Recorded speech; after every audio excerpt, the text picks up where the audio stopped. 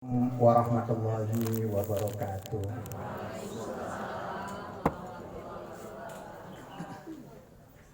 Bismillah, alhamdulillah, wassalatu wassalamu ala rasulillah wa ala alihi wa sahbihi wa mawalah.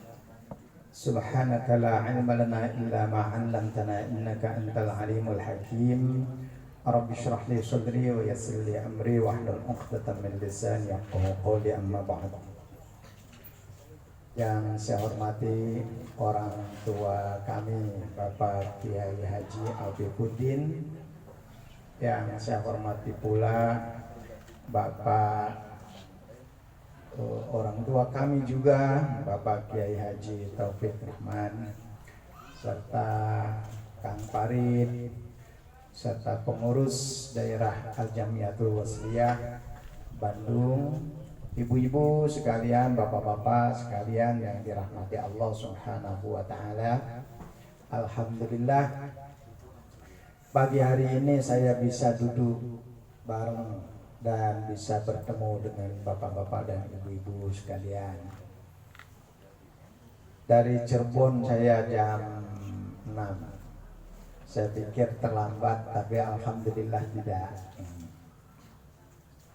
Ibu-ibu dan bapak-bapak sekalian yang dirahmati Allah Subhanahu wa taala,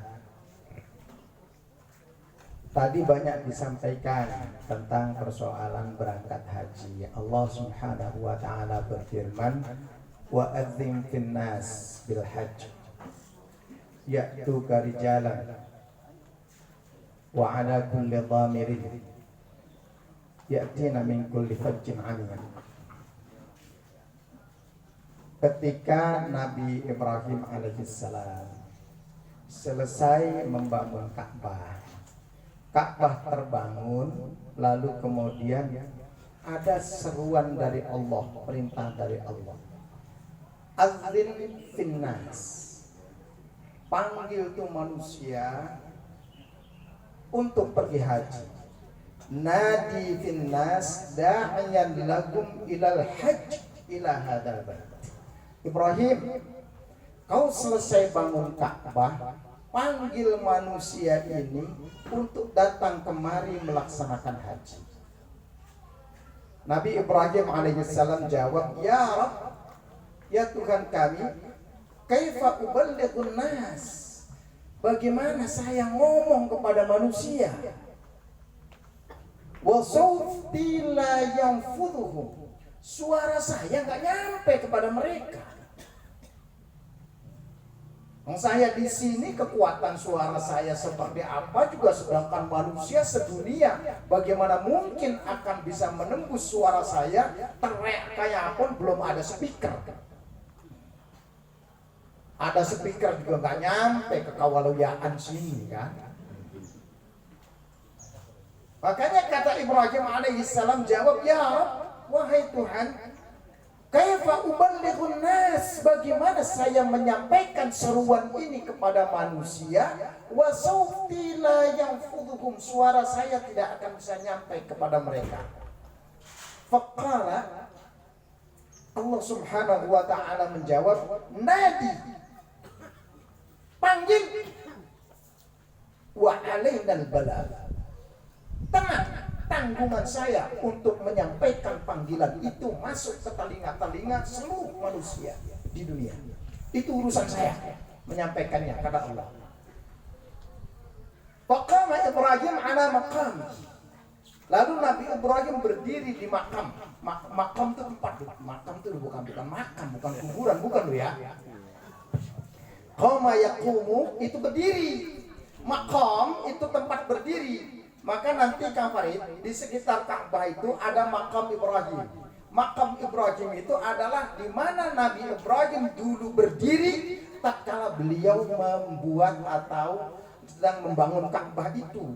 Maka selesai bangun Ka'bah, disuruh memanggil, Nabi Ibrahim berdiri di tempat dia waktu mengomandani pendirian Ka'bah, lalu dia panggil manusia untuk kemudian berangkat menuju haji ke sana, dan sampailah panggilan itu ke telinga kita.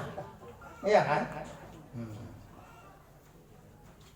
Nah kita ini semua yang ada ini di sini dipanggil Allah Subhanahu wa taala untuk berangkat ke sana. Cuma yang mampu mengijabahi, mengabulkan panggilan itu tidak semua kita. Hanya yang diberikan izin Allah yang kemudian bisa berangkat. Jadi kalau Kang Farid sekian lama di Al-Wasliyah, ke periode pengurusan yang lalu 10 tahun tidak terpanggil. Lalu kemudian saat kepengurusan saya, Al-Wasliyah saya pimpin di Jawa Barat, lalu kemudian terpanggil, bukan saya Pak Kiai Taufik. Ini Allah yang manggil kok. Manggilnya sekarang pasnya tuh. Seperti Pak Kiai Mukhlis itu, dia mencintai si Siti kawin sama Aminah. Ya, itulah jodoh kamu Mukhlis. Nah itu. Maka kalau tadi disampaikan ada Haji Mansur yang apa sih rumahnya Mansur, ada Haji Wahyu, karena tak sawahnya payu. Nah ini Kang Farid nih haji apa namanya? Karena begini Bu, haji kosasi. Karena tadi yang baca surat ini susah terkabul, pas baca surat sawah jadi cepat. Nah kalau Kang Farid ini surat apa? Karena dia bacanya surat rekomendasi.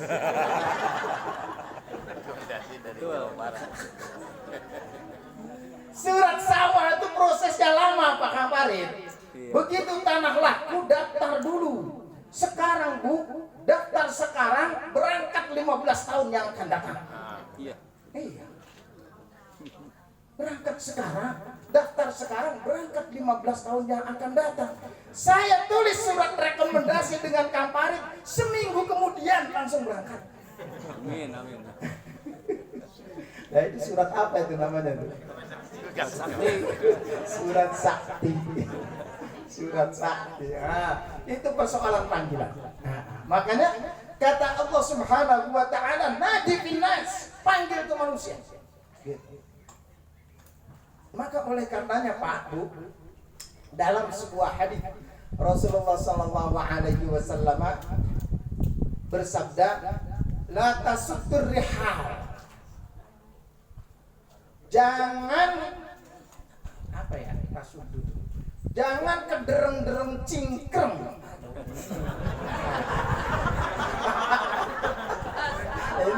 ini bahasa Cirebon ini. Sampean kagak ngerti lah. Apa Cirebon ya?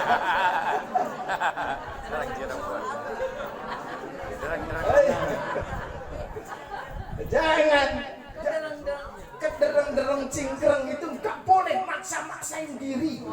Ya, maksain diri itu. Rihal bepergian, plesir-plesiran itu. Dereng-dereng cingkreng. Iya, nggak boleh kedereng-dereng cingkreng itu. Untuk bepergian musafir kemanapun nggak boleh. Illa thalathat masajid, kecuali menuju kepada 3 masjid. Begitu. Nah kalau sampean ziarah Wali Songo sampai maksa-maksa nangis minta duit sama suami, nggak boleh. Apalagi sampai ngentit dompet suaminya. Jadi untuk apa? Untuk mau patungan berangkat rehlah kemana ziarah Wali Songo. Pemijahan 5 hari itu. Iya 5. Boleh kedereng-dereng cingkreng itu, kecuali kepada menuju 3 masjid. Masjidil Haram, Masjid Nabawi, Masjid Aqsa. Betul. Jual sawah dulu, jual apa? Oke. Kalau untuk berangkat haji jual rumah, boleh.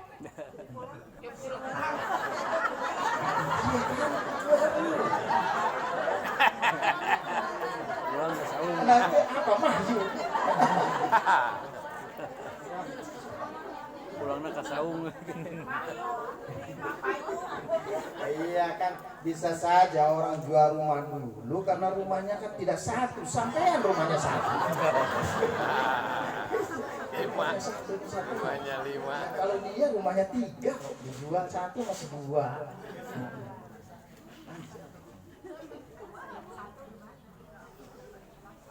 Tak ada masalah.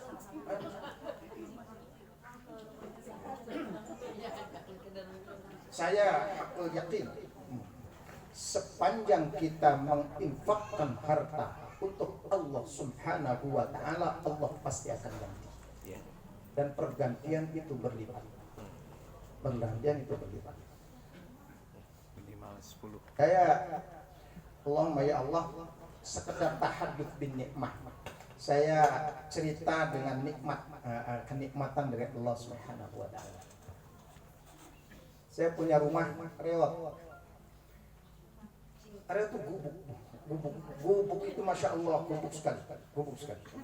Jadi ya memang rumah boleh dikatakan tidak layak huni, Kalau hujan tuh masuk halaman tuh air segini menggenang, bisa ke rumah saya. Ya, lalu kemudian saya terpilih menjadi anggota DPRD Pak Kiai. Ya, berubah. 10 tahun jadi anggota DPRD. Dua periode. 10 tahun jadi anggota DPRD ini, saat saya dalam kondisi begitu, maka kalau sekarang di kampanye pakai duit habis sekian miliar, alhamdulillah saya 1 sen enggak keluar dari itu. Enggak. Kepala dinas kalau mau datang ke rumah saya karena urusan penting dan hujan, itu lepas sepatu, lepas kaos kaki, sepatunya ditenteng karena itu air. Hebat. Lalu saya mendirikan pesantren Pak Kiai. Bikin pesantren. Nah, saya bikin pesantren. Ini tanahnya kurang dan harus segera ditebus. Saya sudah nggak ada duit lagi, cari duit udah susah. Maka saya rembuk sama istri dan anak saya. Saya bilang berani tidak? Kalau kita meminjamkan sesuatu kepada Allah dan kita akan nagih kepada Allah Subhanahu wa taala. In tuqridullaha qardan hasanan yudha'af.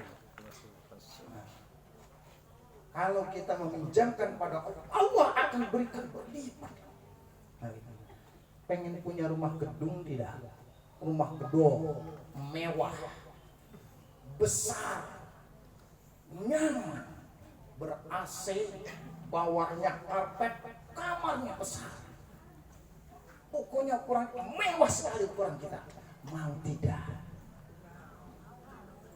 Istri ini cerita sama istri, bukan sama sampean.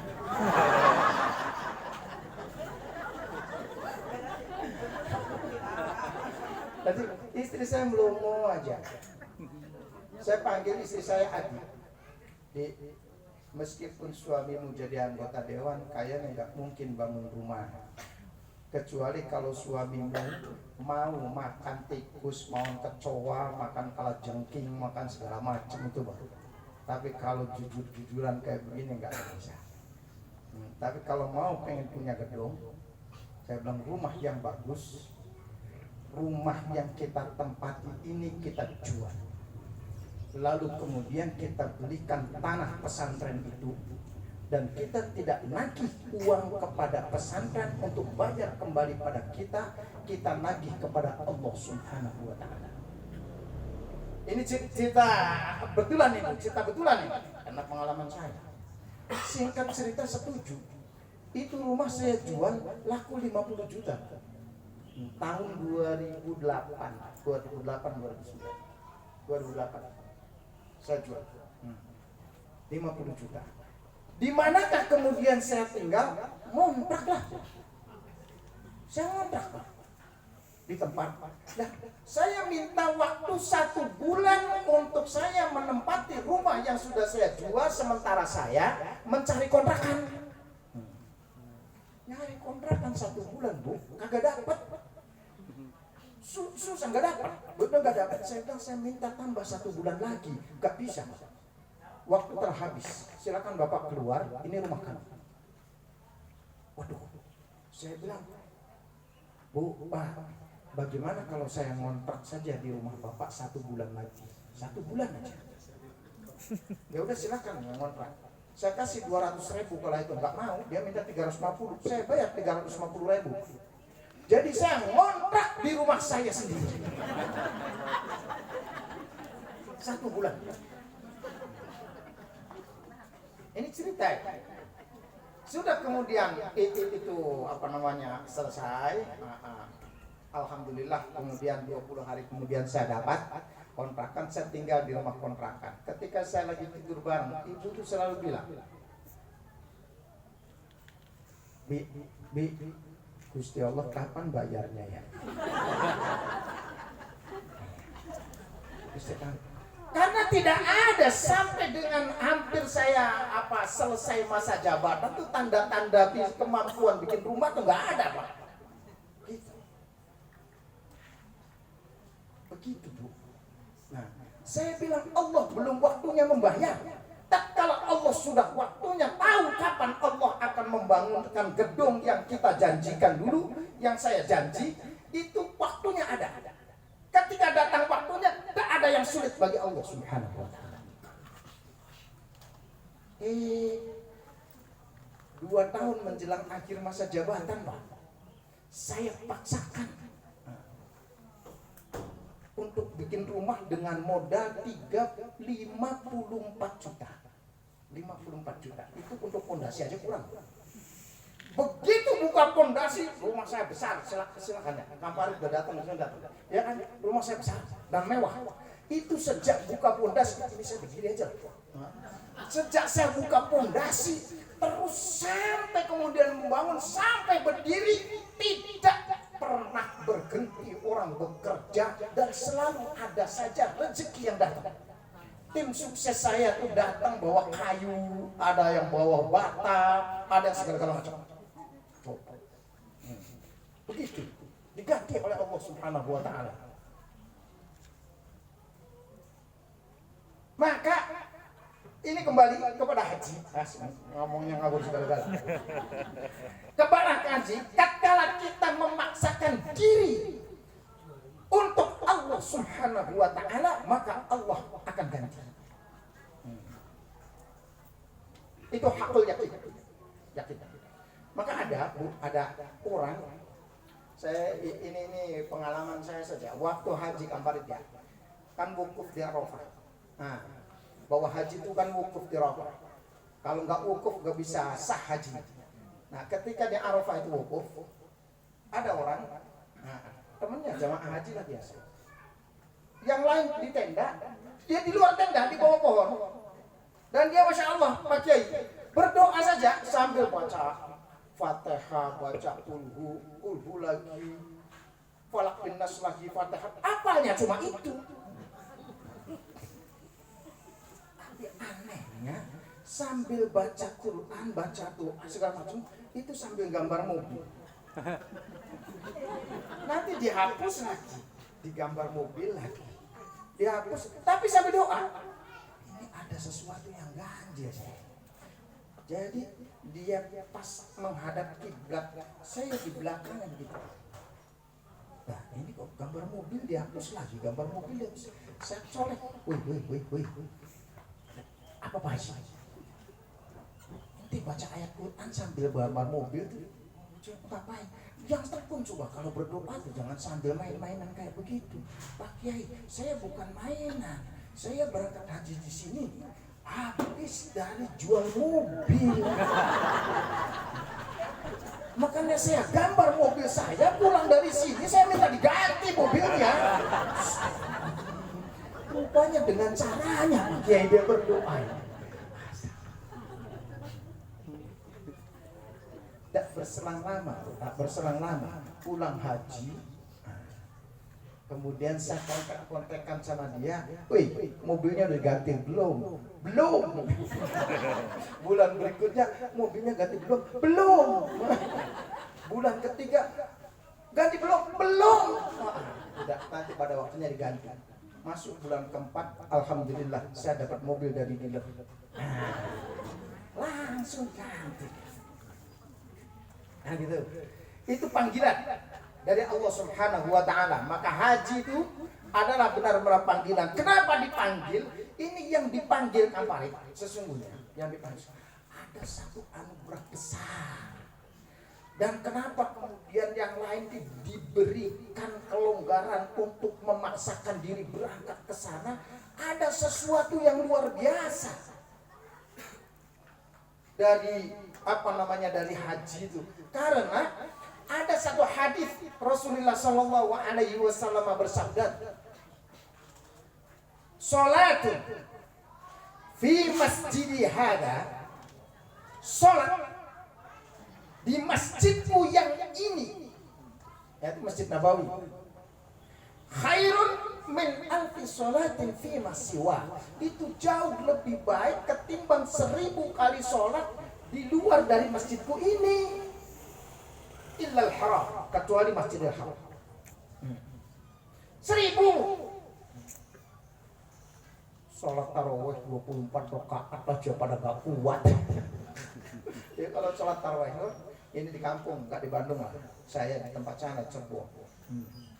Ada yang sholat tarawih 23 rakaat, tapi suratnya pelan-pelan, khusyuk segala macam. Kagak laku, nggak ada makmumnya.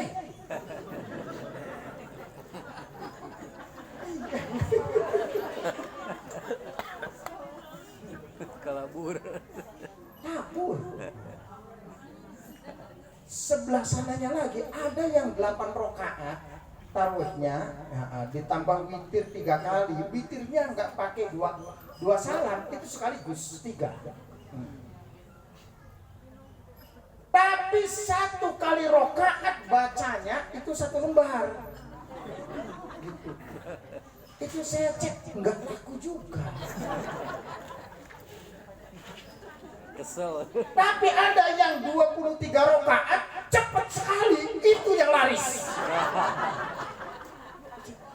Begitu. Walaqulil amin. Bismillahirrahmanirrahim. Nun. Allahu akbar. Toha. Allahu akbar. Yasin. Allahu akbar. Laku pesatnya kayak begitu.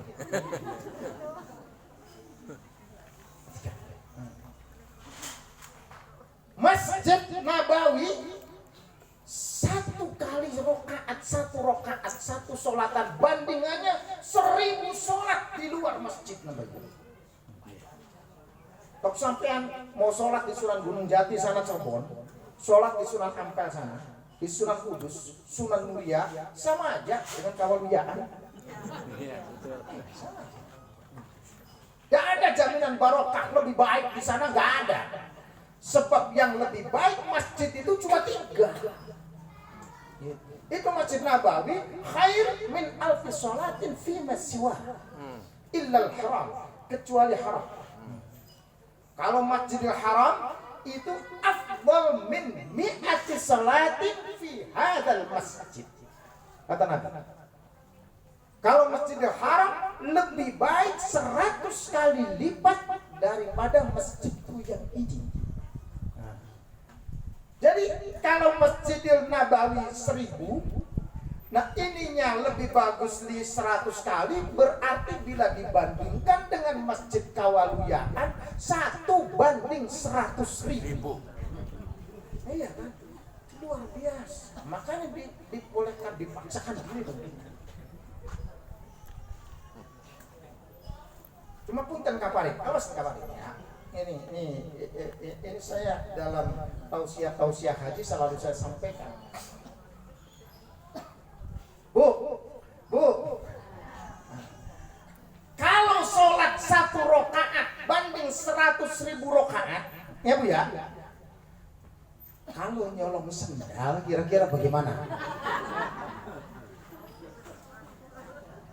Iya. Loh, apa ada pakai yang nyolong sendal? Lah, kalau sampean dalam kondisi panas sekali lalu kemudian sendal kalian hilang, lah sendal saya nggak ada, cuma mana? Ya, itu bajunya yang ada aja dipakai, itu sendal orang, itu nyolong itu.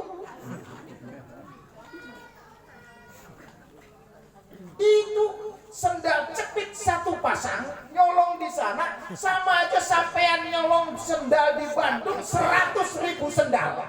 Ayo. Gitu. Makanya jangan salah, awas. Saya sering mendengar begini Bu ya. Ketika datang orang pergi haji, lalu cerita-cerita, saya sering menyimak dengan bangganya Pak Haji ini dengan Bu Haji ini cerita karena dia berhasil untuk mencium Hajar Aswad. Saya Pak Kiai pergi haji 3 kali ya sudah, lalu umroh beberapa kali, belum nyium Hajar Aswad belum, karena terlalu padat sekali. Lalu cerita, itu gimana kok Anda bisa berhasil mencium Hajar Aswad? Luar biasa, orang gede-gede itu, orang hitam-hitam, wah kenceng. Lalu Anda yang kecil kok bisa? Ya sekuat-kuat pakai supaya bisa tuh.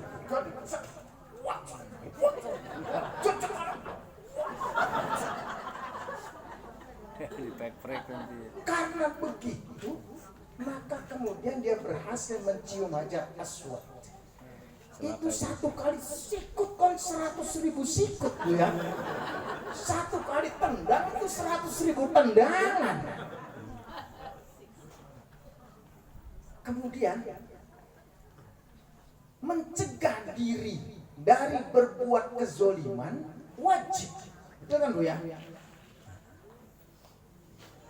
Kan tadi bilang fala rafatha wala fusuqa wala jidala fil hajj. Ya ini jejaknya ikut 100.000 jejakan, 100.000 sikutan. Dan ini kita mencegah kezoliman wajib demi merebut cium Hajar Aswad yang sunnah. Berarti kita kejar sunnah, meninggalkan mas wajib. Percis kayak ibu-ibu yang seragamnya pas, kerudungnya sama. Itu malam tahajud jam 2 sampai subuh. Pas menjelang subuh ketiduran, bangun jam 7.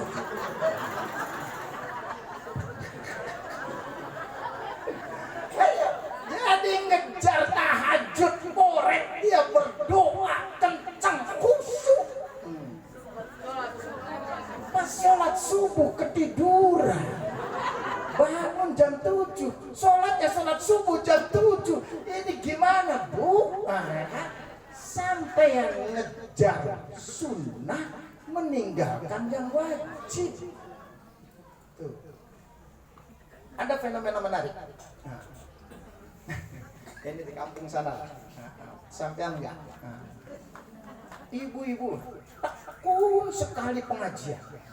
Jadi ngaji sana, ngaji sini, duhur ngaji di Majelis Taklim sana. Nanti asarnya di Majelis Taklim sana. Nah paginya itu latihan rebana. Kalau mau tampil senang sekali Pak latihan rebana. Jadi pagi latihan rebana Kang Mahpian sampai zuhur.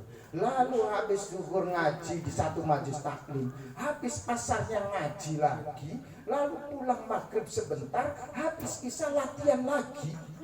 Saya berpikir, ini ngopenin dan melayanin suaminya kapan?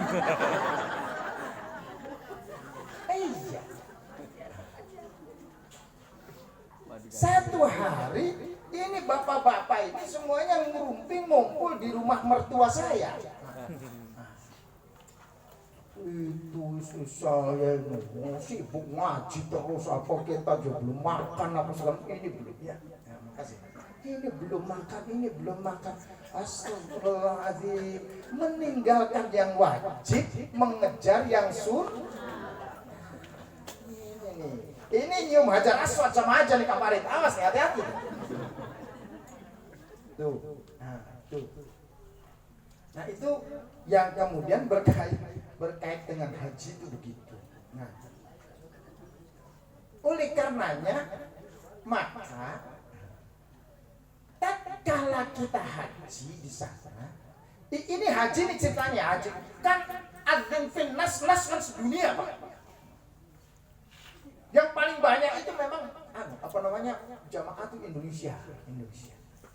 Nah, makanya kalau Indonesia ke sana tuh Jokowi 5 real, Jokowi 5 real. Kenapa jadi Jokowi 5 real? Karena Indonesia panggilnya Jokowi 5 real, padahal jual 5 real. Jokowi 5 real. Nah, itu Indonesia yang paling banyak. Tapi sesungguhnya jamaah dari seluruh dunia. Jadi obral. Kang Farid titik. Karena Kang Farid dia adalah jamaah, sekaligus juga petugas, sampaikan juga sama jamaah pembimbingannya, jangan rewel. Ayo, pesan saya. Jangan rewel, jangan banyak komentar. Biarkan orang punya caranya masing-masing. Haji caranya masing-masing. Sudah biarkan ibadah mereka, kita. Sudah kita dengan caranya kita, mereka macam-macam lah Pak.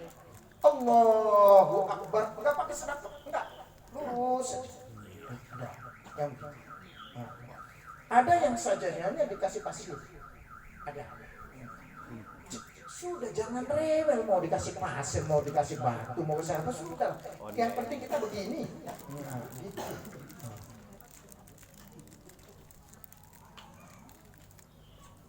Ada teman dia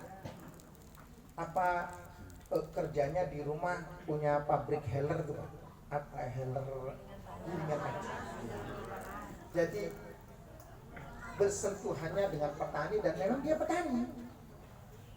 Sekolahnya itu tamat SD, nggak nyampe SMP aja nggak nyampe, gitu. Pokoknya tamat SD langsung bertani, lalu kemudian berhasil punya heller, nikah, pergi haji bareng sama saya. Lagi pergi haji di sebelah sono ada ibu-ibu.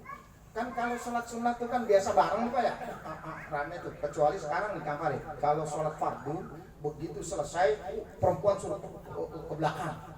Nah, kalau sunnah habis telepon biasa. Si ibu-ibu ini sholat bawa anaknya lagi anak-anaknya tuh Pak, masih kecil tapi bisa merangkang tuh, masih merangkang.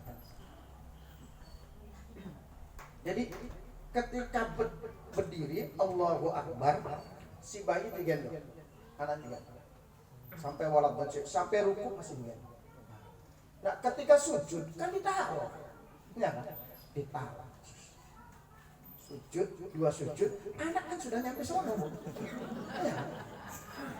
Karena takut jadi diambil. Anak diambil terus dia balik lagi, gendong lagi. Terus sudah. Alhamdulillah. Begitu lagi. Sedangkan sholat sunnahnya tidak 1 kali salam. Setelah salam naik lagi, berdiri lagi. Teman saya yang kelas SD ini yang punya heller berbisik, itu batal sholatnya. Karena geraknya terlalu banyak. Lah kan kalau di kampung Bu, kena nyamuk, Allah pakai gatal aja.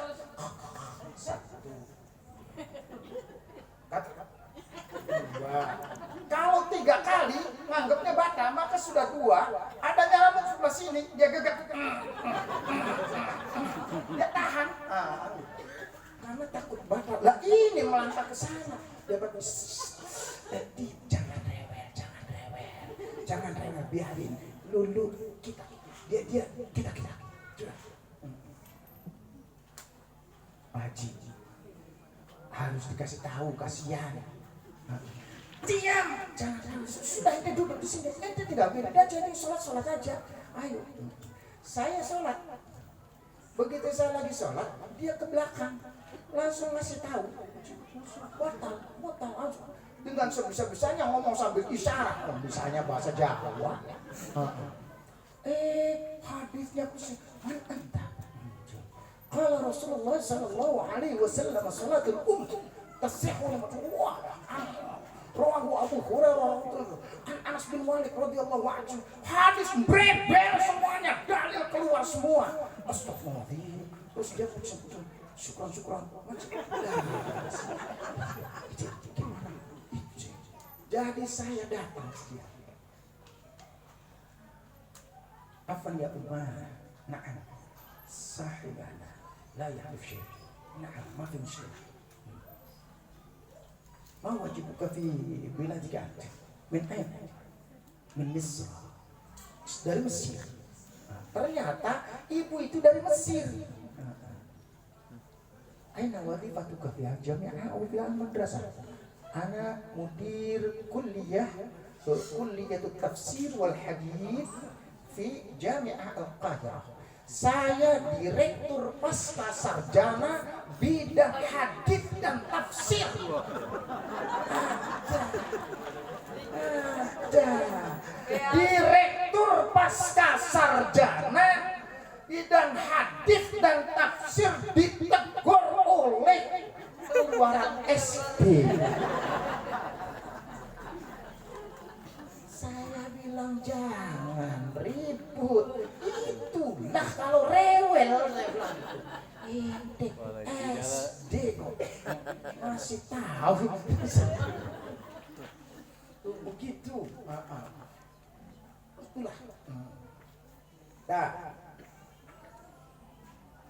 Kang Farid, mumpung di Masjid Nabawi, mumpung di Masjidil Haram, dan tidak pernah ada ibadah di tempat lain yang lebih khusus kecuali Masjidil Haram. Cok, tawaf di mana selain Masjidil Haram? Kalau tawaf waktu manasik itu tawaf-tawafan itu bohong. Tiga sibuk. Iya.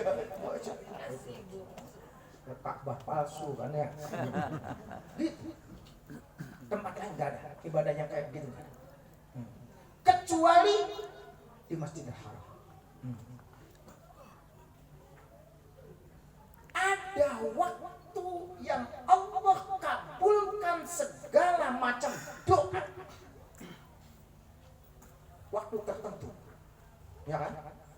Malam Lailatul Qadar atau malam-malam sepertiga malam, ya kan? Nah, saat tahajud itu Allah kabulkan. Ada waktu yang hebat yang khusus Ramadan, itu waktu. Ada tempat yang khusus yang lebih hebat dari segalanya, Masjidil Haram dengan Masjid Nabawi. Dan pada waktu yang pas juga tidak ada doa kecuali Allah kabulkan. Tapi jangan minta mobil lah. Nah, itu. Minta yang besar-besar. Minta yang besar-besar. Dikabulkannya dosa-dosa kita. Allahumma ya Allah. Itu jauh lebih besar daripada minta mobil. Itu dikabulkan doa semua. Kabulkan semua. Saya umroh sekitar kapan sih ya? Umroh 3-4 bulan yang lalu ya. Belum lama ya. Saya umroh. Jadi saya umroh. Ada orang yang ikut dengan saya ikut umroh. Ketika saya menyampaikan manasik umroh, itu orang jerpuntut merengket aja di pojok di pesantren saya. Saya iklan dulu sebentar. Pesantren saya ada 2, putra putri. Yang putra 200 santri, yang putri ada 200 santri. Mas saya punya santri ada 400. Nah, itu di 2 tempat. Masing-masing yang satu dengan komplit 1,5 hektar, yang satu juga 1,5 hektar. Ada 2 pesantren saya putra putri. Nah, saya bermaksud iklan di sini. Barangkali ada yang mau mendaftarkan anaknya Kang Wafian. Iya, sistemnya model kontor, modern, percis kontor. Nah, kewajiban berbahasa Arab, bahasa Inggris. Itu. Nah, kembali. Nah, di pesantren saya, bimbingan ya. Melihat pesantrennya, santrinya banyak, apa ini orang minder atau apa ya? Diam aja. Besoknya lagi ketemu sama saya di tempat lain, tapi ruangan bebas, tidak di luar pesantren. Lagi ngurus suntik meningitis. Waktu itu sekarang masih ada meningitis, masih ada juga. meningitis. Dia nyamper ke saya berani. Pak Kiai, saya ini mau berangkat umroh ya. Nanti bagaimana ya? Maksudnya bagaimana? Ya saya kan nggak ngerti ya tentang umroh. Sudah sampai saya nggak usah macam-macam. Nanti ikut saya aja. Ya udah kalau begitu saya ngikut Kiai aja. Iya udah, nggak usah repot maksud. Tapi saya masih pusing Pak Kiai, masih tidak, masih bingung. Kenapa sih? Saya bilang bingung karena sejak saya kecil sampai sekarang ini saya sholat Jumat saja belum pernah. Itu Bu, sholat Jumat aja belum pernah. Jadi sampean bisa doa nggak? Ya nggak bisa. Sholat bisa nggak? Ya nanti ikut aja lah. Rukunya apa ya ikut aja. Udah ikut aja. Nah, kalau doa sih bisa nggak? Apa baca surat-surat Quran? Ya bisa. Apa TK ya bisa. Apa TK? Untuk bisa. Karena suka tahlilan, ya kan? Tahlilan jadi lama apa TK sama kulhu. Ya udah bacanya apa TK aja sama kulhu.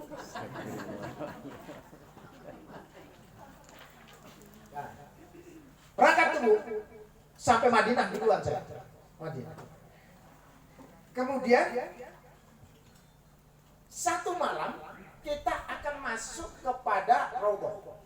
Raudhah itu adalah taman surga.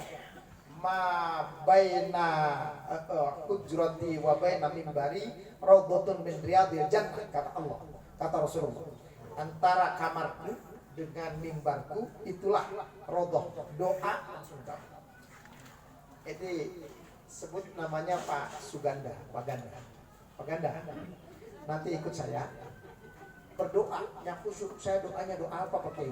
Isi doanya minta diampuni dosanya dan minta dilekatkan hidayah terus sama kita ini, hidayah. Oh gitu Pak Kiai. Ya.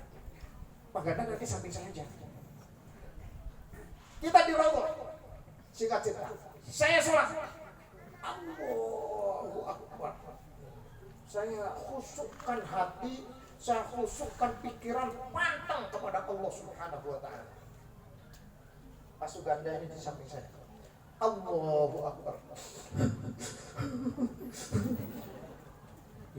Saya khusyuk. Ini orang nangis aja. Kan maksa Bu, hatinya kan kedenger kan ya. Jadi kepikiran, jadi saya dinangis-nangisin pakai nggak bisa nangis. Pak Ganda ini nangis aja. Terus saya ruku, dia ruku. Nangis terus. Selesai dari Raudhah, saya nanya, Pak Ganda nangis terus tuh minta apa? Enggak minta apa-apa. Jadi minta apa? Enggak minta apa-apa. Doa apa? Enggak doa apa-apa. Jadi doanya aja sampai Allahu Akbarnya aja enggak. Allahu Akbar itu baca Quran tidak Allahu Akbar sami Allah. Enggak sih ikut Pak Haji aja. Pak Haji itu udah Allahu Akbar karena nangis terus itu. Ganda yang ditangisin itu apa?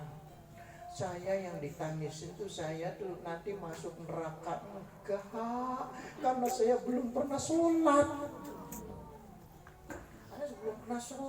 Jadi yang saya minta, saya dalam batin saya, ya Allah, dosa-dosa saya ini belum pernah sholat tuh ampuni ya Allah. Ini saya takut masuk neraka ya Allah. Doanya enggak. Saya bilang inilah yang saleh. Inilah yang khusyuk, inilah yang makbul.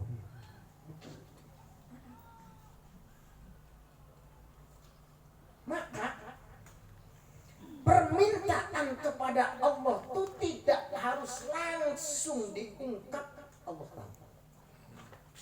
Bu, sampean tahajud. Tahajud. Allah, yang diminta cuma hanya minta ampun. Ya Allah, astagfirullahaladzim. Ketika ruku, subhana rabbiyal azim wa bihamdi, subhana rabbiyal azim wa bihamdi. Terus khusyuk berada di depan Allah karena merasa kita penuh dosa, minta diampuni dosanya. Sampai selesai khusyuk doa itu, sholat tahajud selesai, lalu istighfar. Nggak ada wiridan lain, istighfar saja. Dah, sampai istighfar khusyuk minta doa tuh Pak. Allah Subhanahu wa Ta'ala juga ngerti. Kamu khusyuk, kamu istighfar, kamu minta ampun, sebegitu khusyuknya kamu tahajud kepada saya, karena kamu lagi pusing, utangnya banyak. Kata Allah, aku juga ngerti, karena kamu itu dikejar-kejar utang, nah kerjaan gak ada, kena PHK, anakmu mau masuk sekolah gak ada duit, saking pusingnya saya kan berdoa. Begitu Allah tahu. Karena gini, ini saya ngomong kan pakai mic nih ya. Ini mic nih ada wireless ke sana, dan di dalam tuh di sana ada kabel 2. Itu positif sama negatif. Salurkan yang baik. Maka ketika saya ngomong, suaranya kedengar kemana-mana. Coba perhatikan listrik. Listrik bisa nyala. Itu periksa di dalam kabelnya ada 2. Kabel 2 terus nanti ada colokan di situ, colokan juga 2. Disalurkan dengan baik, biar sinar bersinar sehingga terang. Kipas angin AC, kabelnya ada 2, colokkan dengan baik, cus, ya kan? Terus angin keluar, kita sejuk, AC ada, ya kan? Tapi ketika kabel ini konslet, langsung mati semua, lampu mati, listrik mati, kipas angin mati, microwave mati, segala macam mati. Kenapa? Karena konslet. Maka tatkala ibu atau bapak musibah silih berganti, sudah kerjaan kena PHK, dikejar utang banyak, punya duit sedikit, hilang lagi. Wah, ini musibah bertumpuk-tumpuk. Ini berarti ada yang konslet antara kita dengan Allah Subhanahu wa Ta'ala. Tatkala hubungan lancar, semua akan terbuka tanpa harus minta. Wa man yattaqillah yaj'al lahu makhrajan wa yarzuqhu min haitsu la yahtasib.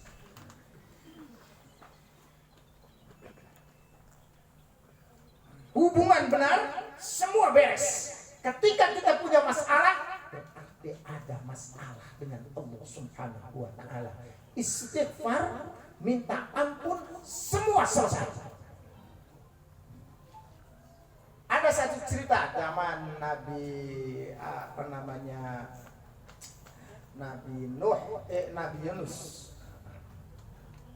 Wa dhannun idh dhahaba mughadiban alayhi, idh dhahaba mughadiban an lan naqdir alayhi. Dhannun, pemilik ikan nun, ikan paus besar. Kenapa dikatakan pemilik? Karena dia yang dimakan ikan itu, padahal isinya Nabi Yunus. Nah, dia berdakwah kepada kaumnya demikian kencang, demikian arif, bijaknya, terus aja berpuluh-puluh tahun, ratus tahun, tidak ada yang masuk. Susah sekali, saking jengkelnya orang dikasih tahu, susah sekali. Marah, karena marah dia tinggalkan kaumnya dengan kondisi mughadiban, jengkel kepada kaumnya. Padahal oleh Allah tidak boleh itu Pak, meninggalkan kaumnya, terus kewajiban dia berdakwah. Adapun yang memberikan hidayah adalah Allah. Jadi bukan tugasmu Yunus untuk memberikan hidayah kepada objek dakwah. Sudah kamu sampaikan, kamu ajak, ikut nggak ikut, saya punya urusan. Kata Allah begitu. Ini jengkel sekian lama, dia keluar. Oh, kata Allah, akan saya bikin kamu dalam kondisi sempit. Kamu mudhanna annahu allan naqdir alaih. Dia mengira meninggalkan kaumnya, dia tidak akan dapat masalah di luar. Oh, lihat.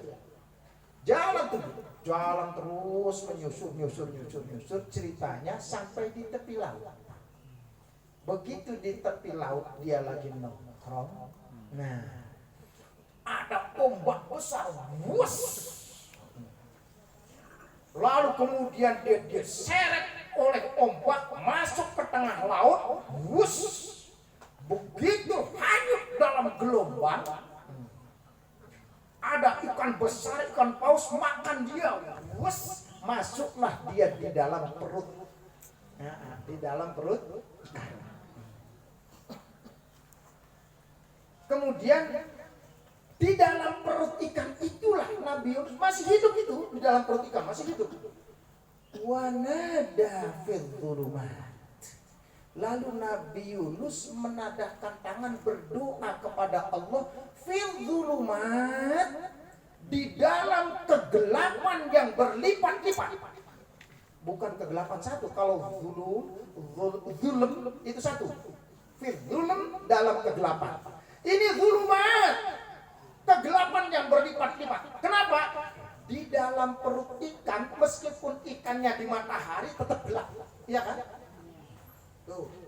Nah, ikannya di dalam lautan, itu di dalam lautan gelap lagi, ya kan? Makanya wanada fil zulumat. Kemudian Nabi Yunus berdoa fil zulumat, di dalam satu kegelapan. Bu, awas. Nah, kalau pengen jembar apa jembar tuh? Lapang. Ya, lapang segala macam persoalan. Ini doanya Nabi Yunus yang sampean wajib baca dalam setiap baca doa. Pak Kiai Mukhlis, kalau sampean kayak Nabi Yunus masuk di dalam perut ikan, lalu sampean berdoa, yang kalian Pak Mukhlis minta apa coba?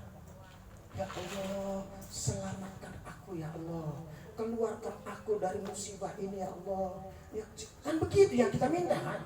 Sebagaimana sampean ketika dibelit utang, ya Allah, selesaikan hutang-hutang saya, berikan rezeki ya Allah, cepetan. Sampai nangis kan minta utang, minta ampun pada Allah, nggak pernah sekhusyuk itu. Begitu. Yang diminta adalah selamat keluar dari perut ikan. Harusnya yang diminta, yang didoakan nada kezulumat, berdoa dalam kegelapan yang berlipat itu doanya la ilaha illa anta subhanaka inni kuntu minadh dhalimin. Hafal kan nih? Hafal ya? La ilaha illa anta subhanaka inni kuntu minadh dhalimin. La ilaha, tidak ada Tuhan, illa anta, kecuali engkau ya Allah. Subhanaka, maha suci engkau ya Allah. Inni kuntu minadh dhalimin, sesungguhnya aku termasuk orang-orang yang zalim. Itu doanya. Periksa, perhatikan doanya. Adakah permintaan keluar dari perut ikan? Ayo. Adakah dalam perdoanya Nabi Nuh, Nabi Yunus tadi minta selamat? Ayo. Enggak ada. Tapi dalam Al-Quran bilang nada. Dia berdoa. Berarti memanjat. Berarti meminta. Sekarang permintaannya Pak Kiai yang mana? Minta apa coba? La ilaha illa anta, tidak ada Tuhan kecuali engkau ya Allah. Subhanaka, maha suci engkau ya Allah. Inni kuntu minadh dhalimin, sesungguhnya aku termasuk orang-orang yang zalim. Nabi Yunus minta apa? Adakah permintaan dalam doa itu? Enggak ada. Enggak ada. Enggak ada permohonannya itu. Adanya cuma mengakui kesalahan, memuji tahlil Allah dan mensucikan Allah. Selesai. Iya kan?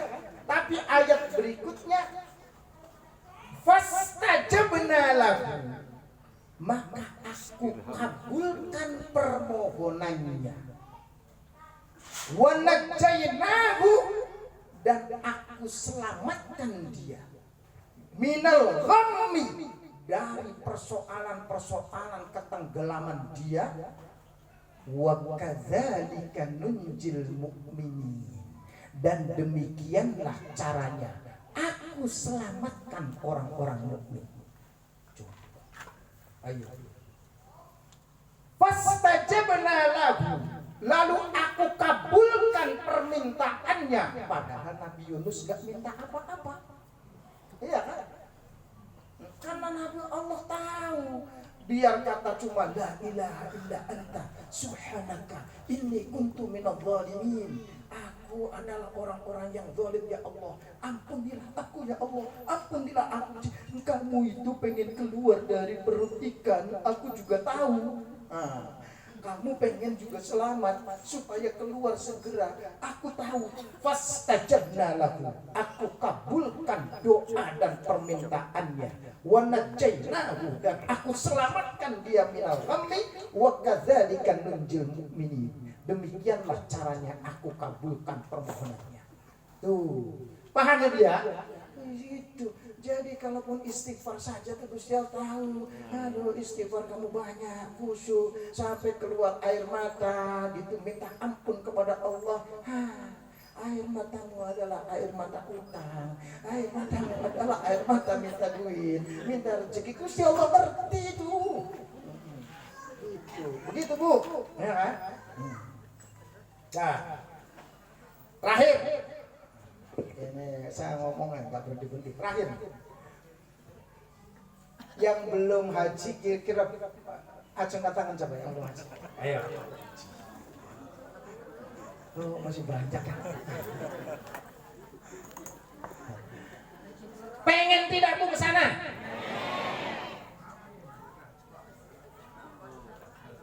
Setidaknya umroh pengen tidak?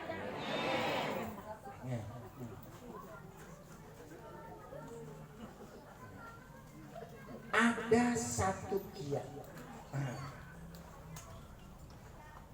doa kepada Allah Subhanahu wa ta'ala, tapi tidak cukup cuma hanya minta, usaha gitu. Karena Islam juga mengajarkan usaha. Ini kan cerita dalam Al-Quran itu ada satu ayat yang Allah Subhanahu wa ta'ala berfirman.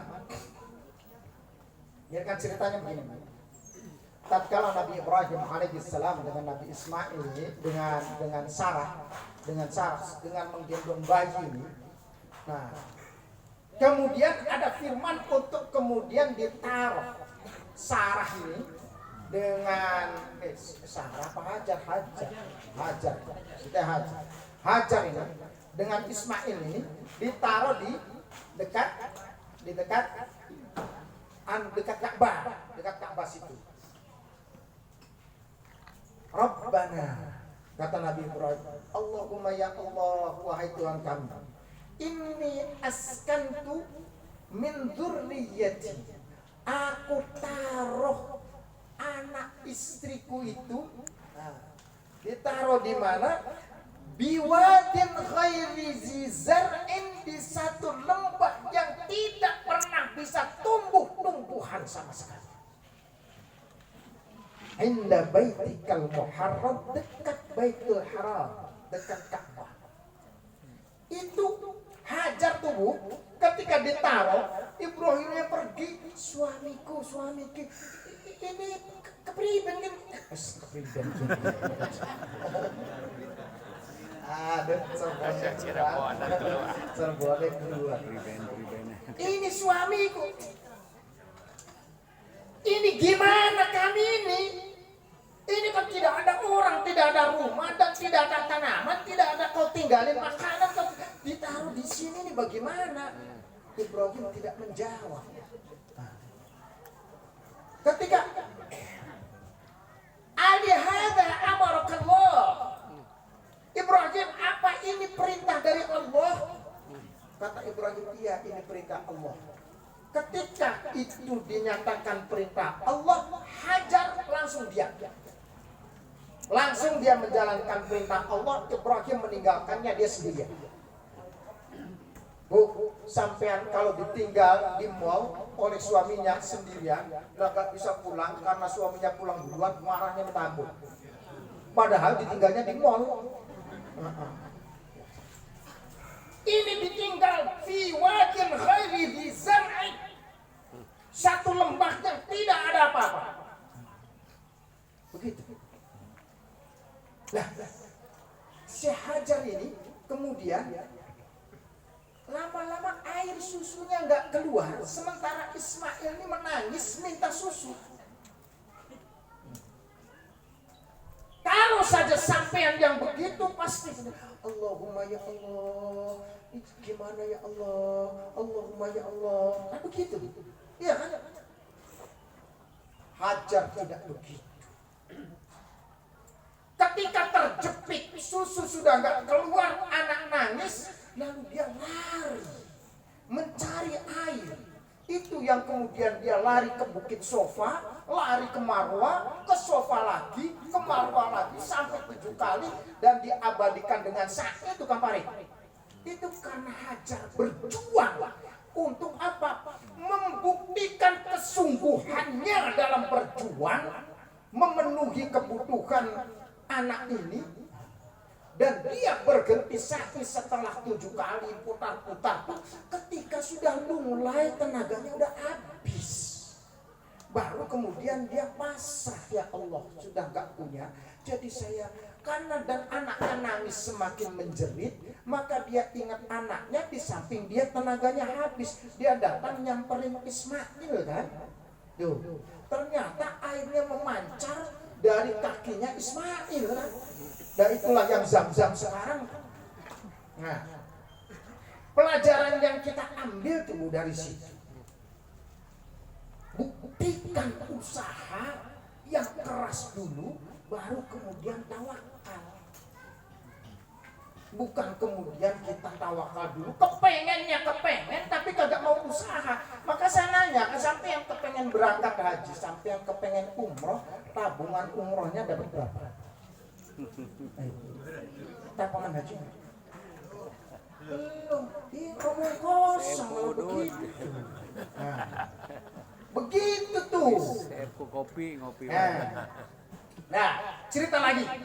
Nah, ini saya haji terakhir tuh tahun 2019 kemarin. Nah, lagi jadi haji, pergi haji, ya. Saya haji itu dari dari Arafah langsung ke Mina. Nah, di Mina itu malam Idul Adha itu di Mina, lalu pagi-pagi saya masuk ke ini Aqobah, lempar jumroh. Dari lempar jumroh saya jalan kaki ke Mekah. Nah, di Mekah habis toaf langsung sa'i, habis sa'i langsung balik lagi ke Mina lagi, itu jalan kaki.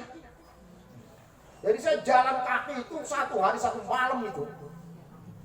Malamnya nggak tidur. Jadi sampai di Mina, nyampe di tenda tuh, saya kepayahan, saking capeknya, payah sekali. Nah, teman-teman tuh bilang, Pak Haji, capek tak? Iya. Mau dipijit Pak Haji? Mau. Ada tukang pijitnya? Ada. Namanya Pak Wakludi. Panggil saya bantu Pak itunya. Nah, dipijit. Itu Masya Allah Pak, orangnya sederhana sekali, kelihatan dari mukanya. Namanya aja Wakludi, kalau Wakludi dari nama aja sudah kelihatan. Beda kan namanya siapa? Farid Haji. Nah kan, itu beken. Siapa namanya? Mahpia. Masya Allah, Muhammad Mahpia. Kan gagah. Siapa namanya? Wakludi. Nah, udah. Kelihatan dari situ. Pak Wakludi pergi haji sama siapa? Sama istri. Hebat Pak Wakludi bisa pergi haji sama istri.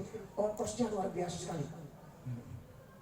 Pak Wakludi kerja apa di sana di Cirebon? Orang Cirebon, orang Cirebon. Saya tukang beca. Loh, kok tukang beca bisa berangkat haji? Banyak. Ya, bisa. Becanya di mana Pak Wakludi? Tahun berapa beca itu? Seminggu yang lalu sebelum berangkat juga saya masih beca. Jadi lorong kota Cirebon tuh gang-gangnya saya tahu semua karena saya memang tukang beca. Begini Pak Haji. Nah ini cerita ini menginspirasi saya Pak Kiai. Benar-benar menginspirasi saya cerita ini. Saya sangat pengen pergi haji sekali. Maka saya punya tabungan khusus yang itu untuk haji. Setiap kali saya beca, mesti sebagiannya saya taruh di dalam tabungan itu. Dapat 100.000, ya 40.000 saya taruh 60.000 untuk makan. Nah, dapat 60.000, saya taruh 20.000, 40.000 untuk makan. Tiap hari saya ngisi. Saya bilang dapat berapa puluh tahun kira-kira untuk bisa naik haji.